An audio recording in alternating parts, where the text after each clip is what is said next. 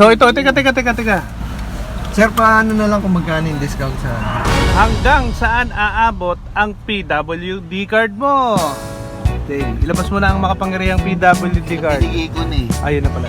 Boss, pwede mo bang i-specify yung mga disabilities na ano? Binibigyan ng karampatang discount ang mga may sirang ulo.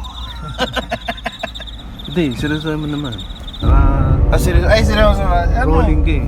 Rolling. Yung may physical na disability. Halimbawa, pilay. Putol yung limbs mo or either yung obviously nakikita tsaka yung hindi nakikita. So, ano yung hindi nakikita? Yun yung, alam ko, pwede na mag-apply yung may cancer. No, erectile dysfunction si Tom. Pwede na. Alam ko pag erectile dysfunction yata, ipapakita mo na yung disability mo bago ako magano.